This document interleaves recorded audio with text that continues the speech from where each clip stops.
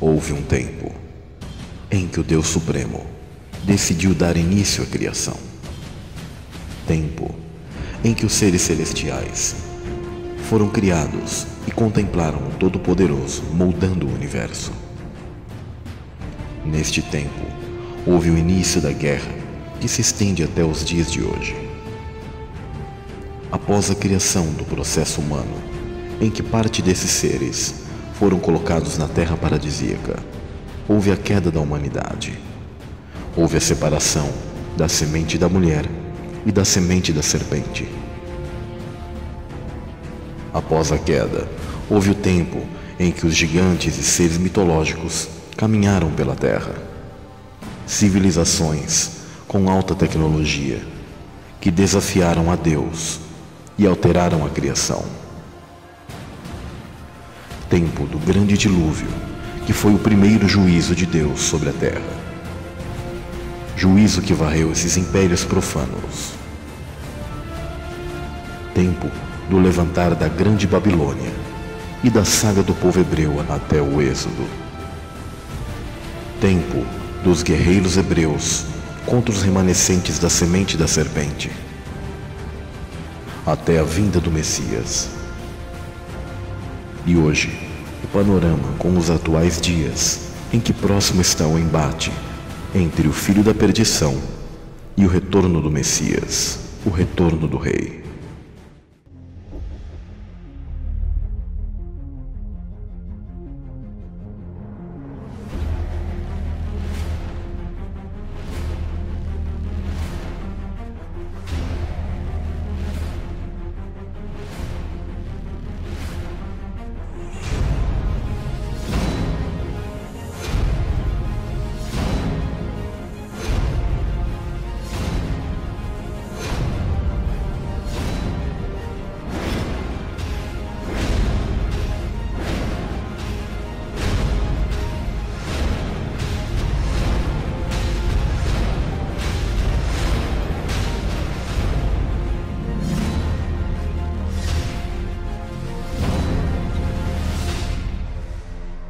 Este é o elo perdido.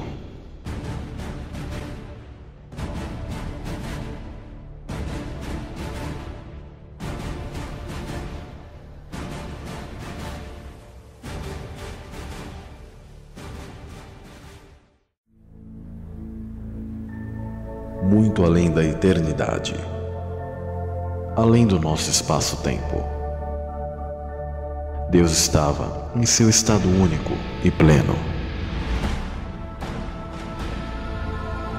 mas decidiu amar e de si mesmo deu existência à sua criação.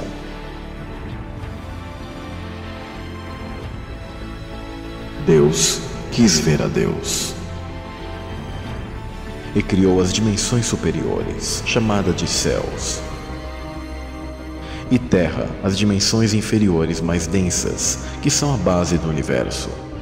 O universo é permeado das águas do oceano primordial, que são vivas à medida que a energia viva de Deus passeia pelas águas. Deus é espírito, o espírito é elétrico, causando ionização por onde passa. O plasma é o que dá vida ao universo elétrico.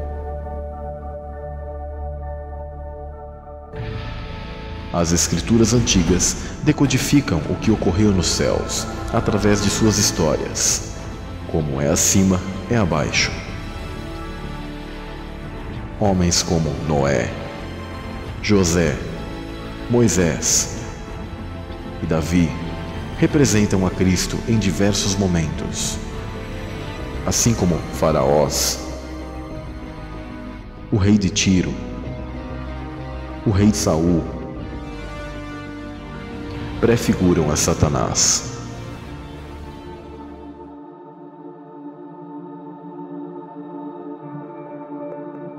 Deus deu autoridade a 13 grandes seres, assim como existiram os antigos 13 signos dos céus, que representam moradas celestiais, as tribos de Israel.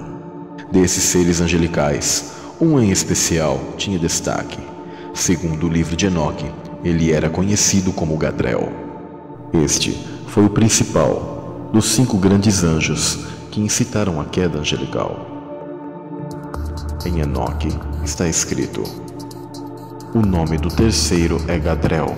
Ele descobriu todo o golpe de morte aos filhos dos homens. Ele seduziu Eva e descobriu aos filhos dos homens os instrumentos de morte, o casaco de malha, o escudo e a espada para a matança, todo o instrumento de morte para os filhos dos homens. Estas coisas derivaram de suas mãos para os que habitam sobre a terra daquele período para sempre.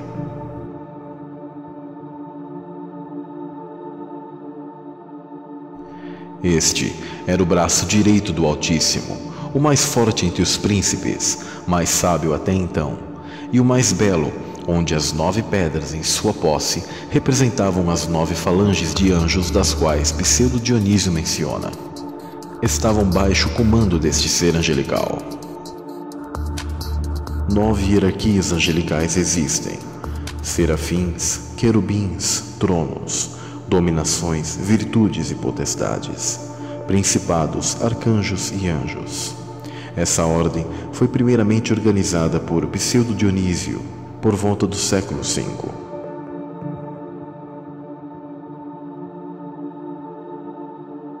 Como caíste desde o céu, ó Lúcifer, filho da alva, estrela da manhã.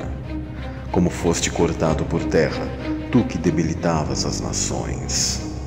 E tu dizias no teu coração: eu subirei ao céu, acima das estrelas de Deus exaltarei o meu trono, e no monte da congregação me assentarei aos lados do norte.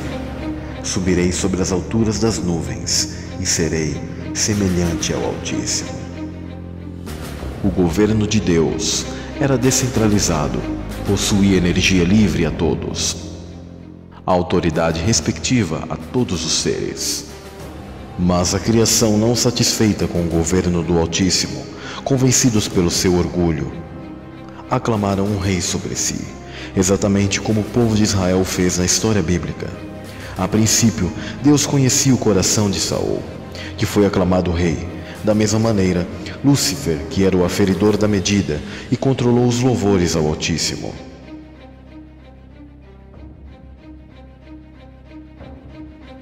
Estiveste no Éden, jardim de Deus.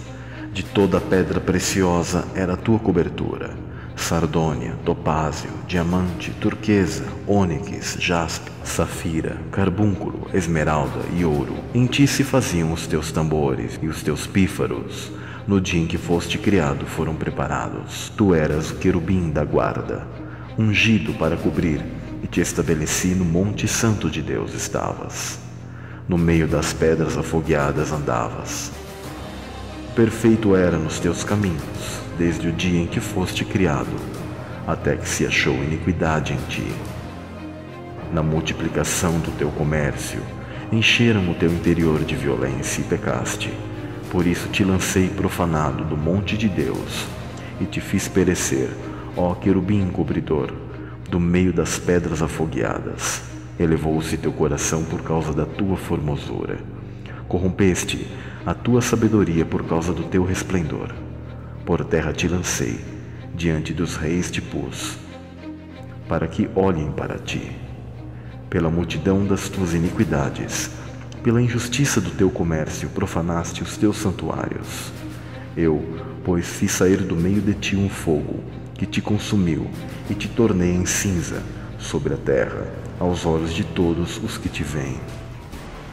Estão espantados de ti, em grande espanto te tornaste, e nunca mais subsistirá.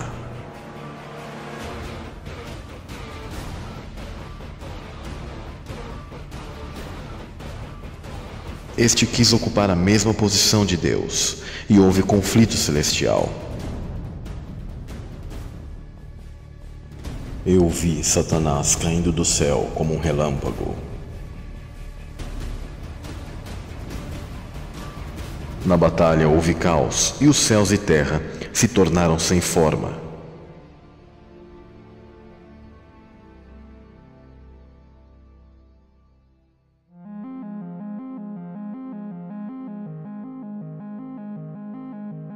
Três grupos de seres angelicais se estabeleceram. o grupo de anjos fiéis a Deus, que permaneceram do lado de Deus na batalha. O grupo de anjos rebeldes, que se aliaram a Satanás, o opositor, do qual não tem mais perdão e foram expulsos da morada celestial.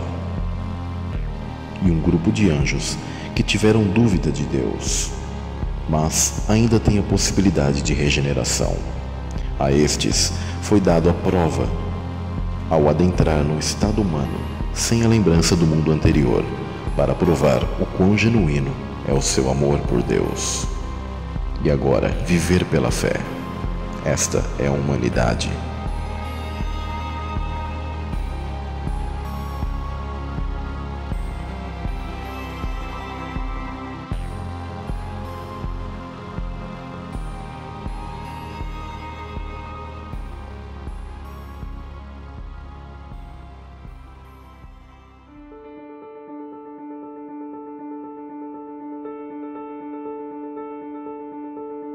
Percebemos um padrão bíblico em que, entre muitos irmãos, o considerado mais fraco era desprezado. Assim foi com José, mas, assim como em seu sonho dos feixes que se curvavam a ele, assim foi com Cristo, em que todos servirão ao Messias. O mesmo temos com Davi, o menor, porém o mais corajoso entre seus irmãos. Assim foi com Cristo. O padrão dos primogênitos também é apresentado nas Escrituras. A nação de Israel é chamada por Deus de primogênito, mas haviam outras nações anteriores a Israel. Cristo é o primogênito da criação, guardado no seio do Pai, que tomou o lugar de Satanás. Esse padrão é observável em Caim e Abel, em que Abel é morto e Sete é dado no lugar. Ismael e Isaque. Isaque é o filho da promessa, mesmo não sendo primogênito. Esaú e Jacó. Esaú vem de sua primogenitura, e Jacó tem a bênção e recebe o nome de Israel. Este é o padrão que ocorreu nos céus. Cristo assentou-se à direita do Pai e assumiu a primogenitura.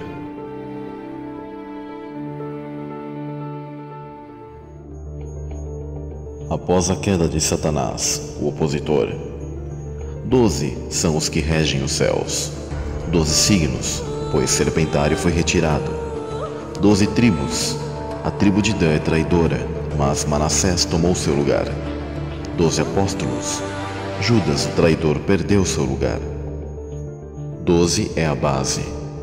Então, o ser mais humilde de todos, chamado de unigênito do Pai, do qual o Pai possui amor específico a ele, pela sua humildade e amor que possui pelos seus irmãos. Este foi exaltado pelo Pai de forma especial. Este é o Messias que pediu ao Pai que fosse dado uma chance aos seres que entrariam no processo humano na recriação do paraíso. Todos aqueles que tiveram dúvida pecaram. Estes são os que foram destituídos da glória de Deus. Não se destitui algo do qual você não fez parte antes. Este pedido teve um preço. Assim como Davi contra Golias foi desafiado, Cristo aceitou o desafio de passar pelo processo humano para comprar com sangue real o perdão de nossos pecados.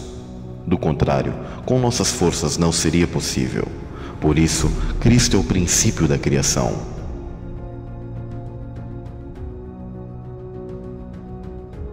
Ali estava a luz verdadeira que ilumina todo homem que vem ao mundo.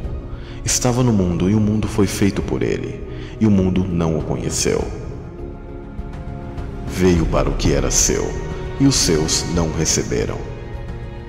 Mas a todos quantos o receberam, deu-lhes o poder de serem feitos filhos de Deus, aos que crerem no seu nome, os quais não nasceram do sangue, nem da vontade da carne, nem da vontade do homem, mas de Deus. E o Verbo se fez carne e habitou entre nós, e vimos a sua glória, como a glória do unigênito do Pai, cheio de graça e de verdade.